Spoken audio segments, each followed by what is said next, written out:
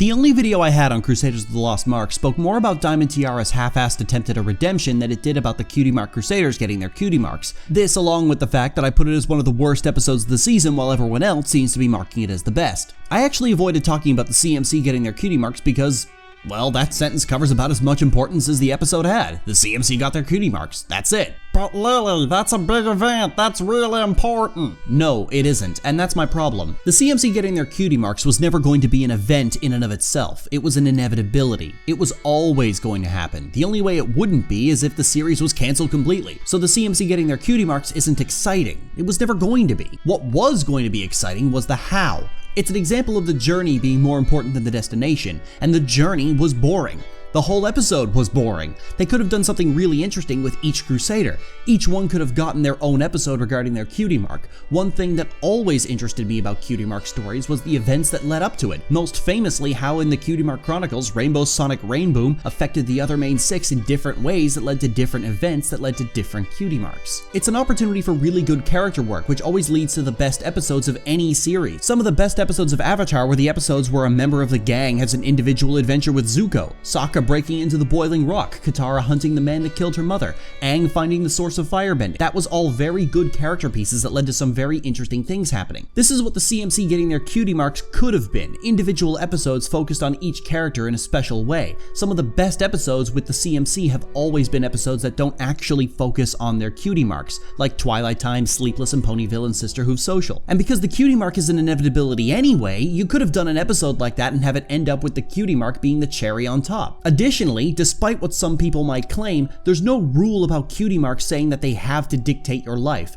Rarity's talent is her affinity with gems. That has many applications than just fashion, but she applies that talent to her chosen profession. Likewise with Pinkie Pie and Fluttershy, the number of ponies whose cutie marks dictate their entire future is actually very slim, and most of the confusion about cutie marks among the rest of the analysis community is a bunch of hot air. So not only could you have given each CMC an episode to shine and discover their cutie marks, they could have thrown a curveball and made that mark and associated talent something unexpected and not as clear-cut as we would have thought. What if instead of her talent having to do with her scooter, Scootaloo's talent was a more broad approach to mechanics? It could lead to her racing with her scooter or maybe lead to more complex engineering. Maybe she uses her talents to develop technology that assists people like her with stunted wing growth. That probably sounds really cool, but you'll likely never get that. Instead, what we got was a lot of padding using they got their cutie marks as a crutch.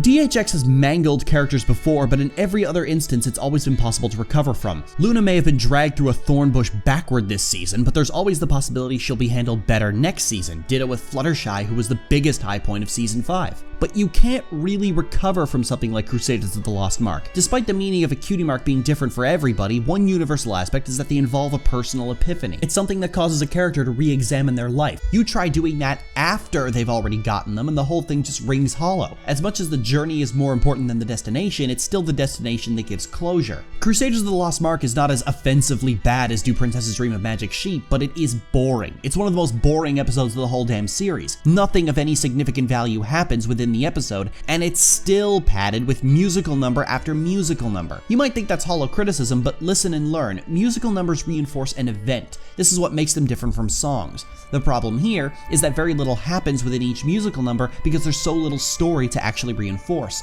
They just took the framework of Magical Mystery Cure and did it again, only with even less payoff. And even the cutie marks are underwhelming. They're all identical, and worse than that, they're so poorly designed with no thought toward color coordination. Most cutie marks in the series look like they belong on each character's coat. These ones share a color scheme that does not match with the characters they're supposed to go onto. They're also extremely small compared to most other characters, and as such, they give the appearance of being pasted onto the character model. If I didn't know better, I just assumed they put stickers on their flanks. Even just recoloring the damn things would have fixed a lot of these issues. I don't object to the idea that the Cutie Mark Crusaders' talent is finding cutie marks. It reflects Twilight Time, but again, they could have done a lot more interesting things with the idea rather than throwing it away. And that's my core of the issue. Crusaders of the Lost Mark is a throwaway episode. It's less than filler. It throws away so many good opportunities, and if it weren't for the fact that the CMCs got their cutie marks stapled onto their asses at the very end, nobody would be praising it. I wouldn't say it's overrated. Overrated means it had to have actually been good in the first place, and it gets more praise than it deserves. This is a bad, empty, boring episode that some people have deluded themselves into thinking is good.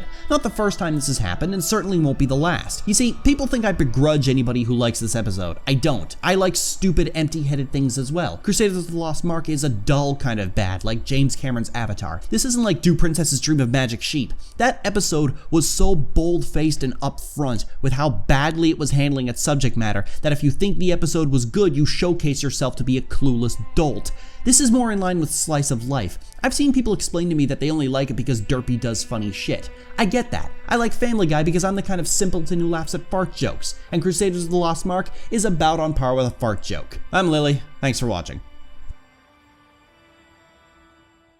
Your new romance has you lost in an Asian trance, so we're breaking the spell with a K-pop dance in our booty pants. Everything in this land is complete nonsense. Even worse, Kim Jong-un lives across that